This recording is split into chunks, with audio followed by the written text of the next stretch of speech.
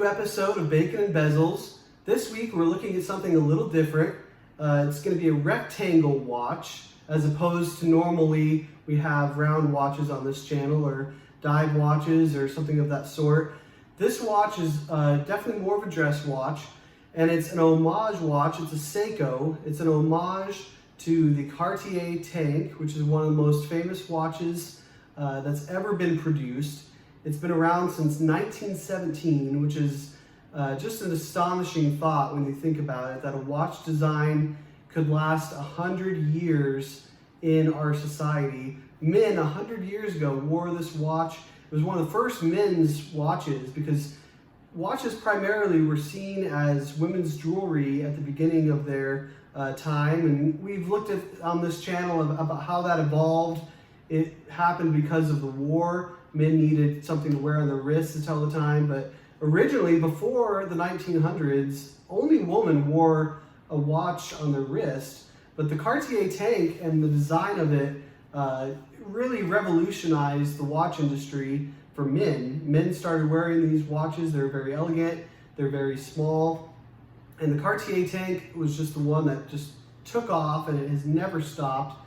They're still very popular today. They go for $3,500, $4,000 new, around there, and even thousands of dollars on the used market. So the chance to get one for somebody normal like me that doesn't have thousands of dollars to spend on a watch is unfortunately not really a possibility unless you just put all your money towards that one watch. And I just can't do that. I love so many watches. I love so many watch designs that I can't put all my money towards one watch. But last year I found a great alternative for the Cartier tank, and that is this Seiko tank, which is its nickname because it's an homage to the Cartier tank. But we're going to look up close personal today at this Seiko watch, and it's elegant, it's beautiful, it's small, it's a great dress watch, but it doesn't have the price baggage that comes with the Cartier tank, or the service that has to go into those to keep it going. This is a solar watch, as we'll talk about later, and it's just a great alternative, and we're going to look at this Seiko tank today.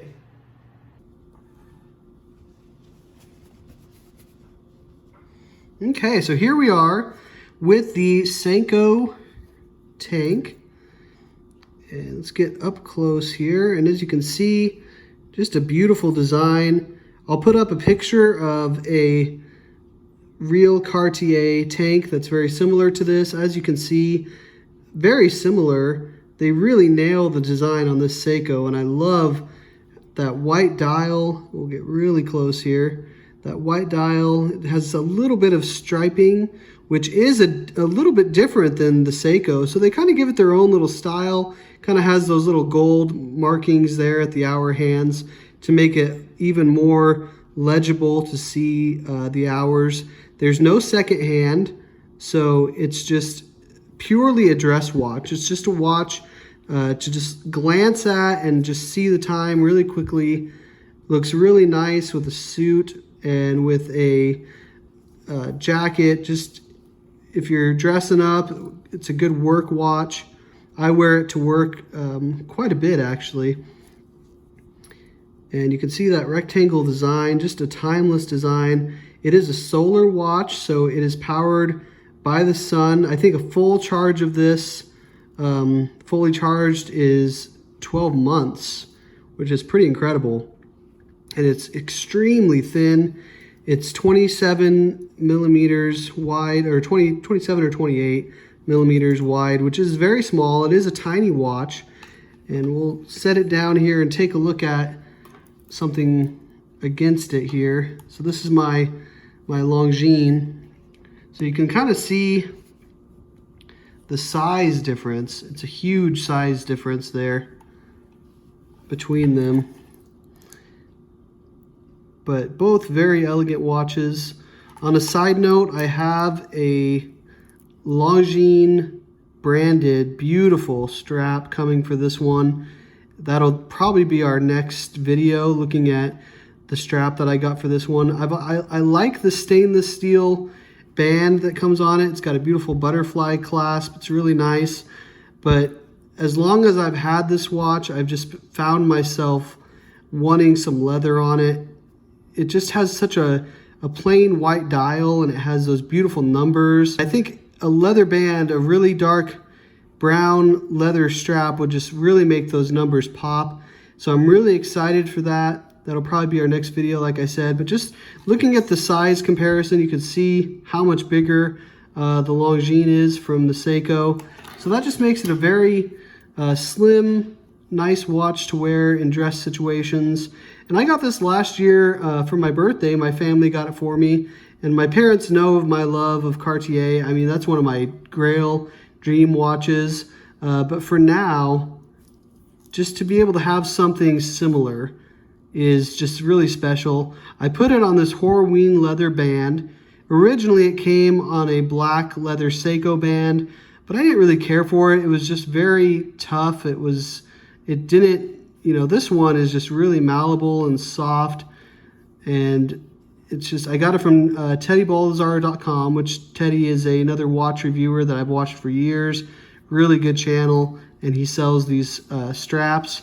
I think it just looks really nice next to the gold. I love the brown in contrast with the white face, and that's kind of what I'm going for on this Longines. As much as I like the bracelet, definitely going to keep the bracelet, never getting rid of it. Might put it on it again, but I'm just going to do a little experiment with the leather band because I just love the leather band look, just very classy. And I actually had to buy, it came on a Seiko pin buckle, but the Seiko one it came with was really tiny because this band here it starts at a 23 millimeter lug width, which is kind of a weird lug width. It was really tough to find this band, but the Seiko one tapers, goes all the way down to an 18, so that pin buckle would not fit on this new band. So I actually had to buy a new pin buckle, and I got this little gold one, and it's really nice because it just goes on really easy. That is how nerdy you can get into these watches. You have to buy all these different parts and all these different things, but that's the really fun part about watch collecting, is that you can accessorize. I got this Longines, like I said, and it doesn't have to just be this. You can put different strap on it. You can do all kinds of different things to it to make it look different, and that's the fun part about watch collecting. It never stops. And like I said, this Seiko, just a fantastic watch, an alternative, $150 for something that looks like $1 million bucks. I've gotten a lot of compliments on it at work. It's solar, so you don't have to worry about changing the battery for a long time. Powered by the sun, so it'll just always keep ticking away. Just a fantastic watch, and one that I wanted to show you on the channel today. Thanks for watching this episode of Bacon and Bezels. Please like and subscribe, and as always, cherish the time.